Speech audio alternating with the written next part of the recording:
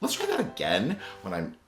Hey friends, it's your good friend Tim Campbell Smith, and today we are talking about self-care, what it is and what it isn't. Here's the thing, mental health care, and self-care are all build your own adventures. You lead them. Now there is an important distinction to make, and I have to admit, part of this video is in response to someone who on social media did a post saying like, all these things that were not self-care when I really thought they were. So kind of went down that rabbit hole, and now I want to provide actually life-giving advice and tips about what is self-care. Before we go too far, make sure you like and subscribe for all things business, mental health, school, life. We're going to start by defining self-care, and we're going to talk about the problems with defining it. We're going to talk about what it's not, because that's a pretty easy way to also rule out some things. And then we're going to talk about what is self-care with lots of different examples. So in research for this video, when I was looking into like, what is the actual technical definition of self-care? Because as someone going into mental health care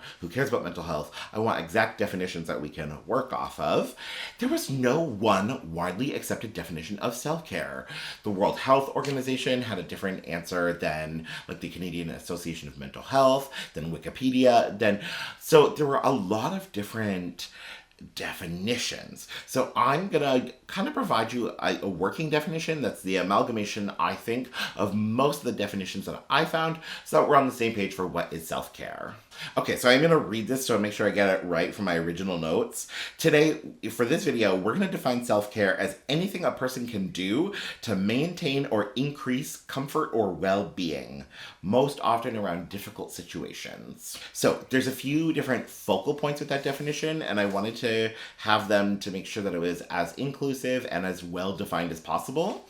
So the first is the individual. It's about the individual or the person, which is the opposite of community care, which if you've seen any of my other videos, you know I have feelings about. Community care is just as important to your mental health as self-care, but we tend to just focus on self-care.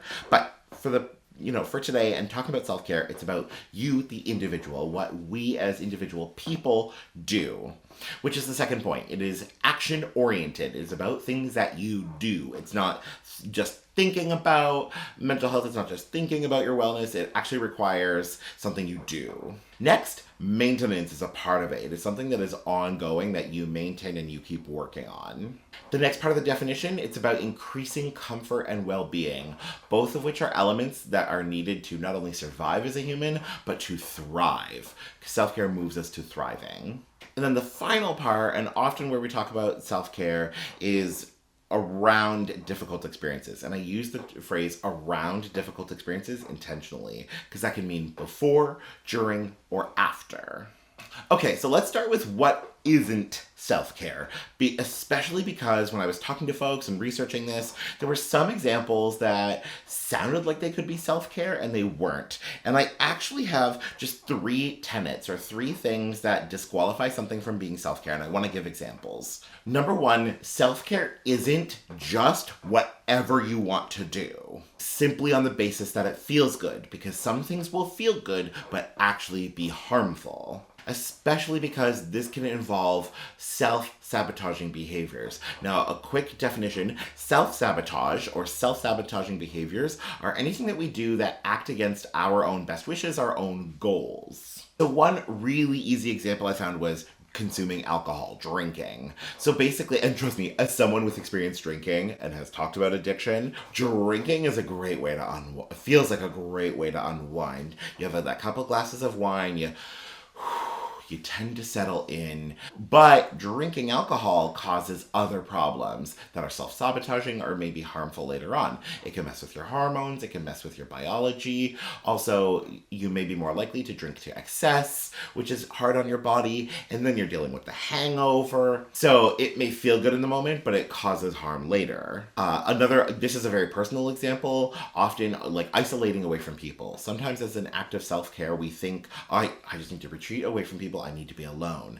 Humans are pack animals. We're meant to be together. More often than not, isolating away from people, especially if you're extroverted or you're a very social person, that's not self-care. That's a trauma response. Look into why you're doing that. Or, and this was an interesting one that I found in my research, retail therapy. Some people feel better going and spending money and splurging on things. This becomes a problem when you splurge or you purchase going into debt, knowing that you won't be able to get out of that debt for a very long time, or with no intent to get out of that debt. That's not self-care. Second, self-care is not strictly what other people tell you. And really, I'm coming for the health influencers on social media. A lot of health influencers will tell you what to do and how to practice self-care. Like, you need to read a book a week, or you need to do cold plunges, or they'll tell you what you need. Self-care is self-determined. You decide what's important to you and what's good for you and your soul. Finally, self-care is not anything that is performative or done for others. So to go back to that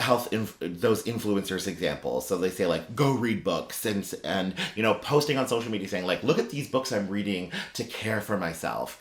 That's performative. If that's not actually healing for you, if that's not actually providing you comfort and joy towards well-being, that's not actually self-care. So those are the three things that I would use to rule out what is self-care. If it's performative, if someone else told you you have to do it, and if it's actually harmful or destructive. So then, what is self-care? What do we include in self-care? It is anything you or I, as a self, as an individual, can do to promote comfort, joy, and well-being. Anything that I can do that is healing and is good for your soul. That's self-care. Self-care activities there's so many. Because it's as wide and as creative as the human experience. I found it easy to break it down into categories. So when I was looking at and building like a list of self-care activities, I realized they break down into categories like biological, things that you can do for your biology, physical experiences, and I do have a way of breaking down physical and biological. Anything social, emotional, personal, or involving your workplace. In self-care, I didn't think to include workplace, but I have some tips on this. So anything biological is anything that has to deal with actually your biochemistry as a human being, as an animal. So biological self-care tips might include getting more sleep, getting regular sleep, drinking water, eating more nutritionally dense foods. And actually, when I was looking into and doing research on food for mental health, the one actual commonality found among all the foods is they were high in fiber, which is I don't find terribly surprising because we know a lot more now about what we call the gut-brain axis, that there's a connection between your gut and your gut microbiome and all the especially the chemicals and the hormones going on in your gut and their connection to the brain. So if you're thinking about like, what can I eat for mental health? Big thing I'd recommend, and please know I'm not a nutrition person, but I'd say more fiber, but talk to a registered medical professional about that. Movement is also good for the body, and movement is different than exercise. Exercise has the intent of getting your heart rate up, and for sustained periods of time, just movement. If that's literally just getting out of bed, that is good movement. If that's walking around the house, that is movement. Bathing is a basic biological self-care need, or a self-care activity. Just the act of taking a bath or a shower. Then there are very physical things that you can do, physical and usually involving the movement of your body. So this could include, like I said, exercise. So slightly more vigorous movement that involves elevating your heart rate and having your heart rate elevated for any period of time. So that could literally mean just like going for a walk around your house, actually having a workout. Whatever exercise means to you. Another one with physical, and this is one of my favorite go-to self-care techniques, is physical sensations. Anything that brings joy through physical sensations. So I love, trying not to talk about sex here.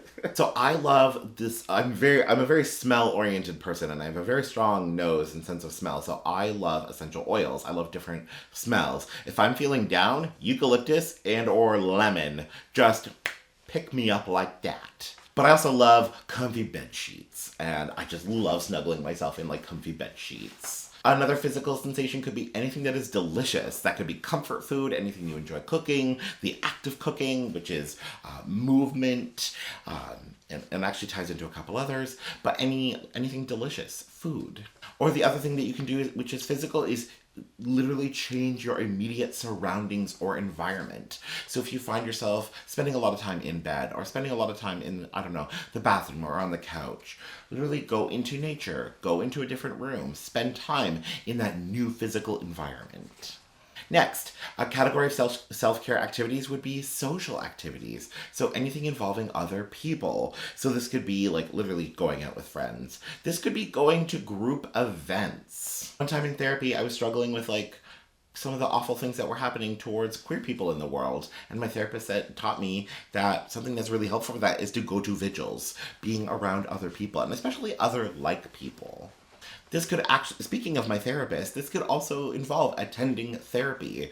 I consider going to therapy an act of self-care. Another area of self-care activities that you can do are emotional self-care activities. So this could involve meditation or journaling, especially if your journaling or meditation involves practicing gratitude. This could also involve listening to music and doing anything that, like, in your life for you as a unique individual brings you joy. So for me, I love to laugh, so watching funny videos and watching comedians brings me joy. That's an emotional self-care technique. I also love playing video games. So playing video games and really getting into a game is an act of emotional self-care. Which bridges well into personal acts of self-care, anything that is uniquely personal to you. So this could include hobbies, any kind of hobby. Especially, and if you're not sure where to start with your hobbies, think about like past hobbies you've had, especially even as a child. That could be really fun to re-explore. This could involve trying new things. This could involve setting yourself goals and achieving those goals. The achieving the goals is an important step, even if that goal is literally like I'm gonna go and walk for 5 minutes today. And then you actually walk for 5 minutes and you say to yourself like, heck yes, I did the thing I said I was gonna do. And moving slowly, physically moving slowly. Don't rush to get out of bed. Don't rush to shower. If you sleep in until 8 and then it takes you until 11:30 to get out of bed, that's cool. Move slowly. And finally, let's talk about self-care techniques in the workplace. We spend a lot of time at work, so we've got to acknowledge that work is a part of self-care. And self-care has to take place at work as well. My first tip for self-care in the workplace, and this is my favorite tip, take your PTO. Take your time off. Take a day off. Your employer is not going to, the world is not going to crash and burn. The business will continue on without you. Everything will be fine. Take a day off. Speaking of taking a day off, take your breaks. Especially anywhere if it's listed in your contract or your agreement that like you get breaks, take the break. Don't take your phone. Try to disconnect, but take the break. The other big self-care tip, and this kind of involves community care, make friends at work. Talk to your friends. I didn't realize how much I needed this as a self-care technique until I became a teacher. And then I realized, oh, I need teacher friends. I need to spend time with teachers as an act of self-care. My hope is that this is a definitive starting place, that this isn't prescriptive, because remember, prescriptive advice is not good when it comes to self-care. But think about the types of self-care that you enjoy most and that you can practice. Or if there's any areas that you're not practicing where you could practice more. So could you focus more on like your biological self-care needs, your physical self-care needs, your emotional ones, your social ones, anything that you can do in the workplace, anything personal that you can do. Just remember to practice what is life-giving and enjoyable and isn't actually destructive, harmful, or toxic to you. There are so many other self-care practices, so I would love if you could comment and tell me, what are your go-to self-care techniques? What are your go-to self-care strategies? Because there are so many different ones. As always, make sure you like and subscribe for all things mental health, business, higher ed, life. Otherwise, we'll chat soon. Bye for now, friends.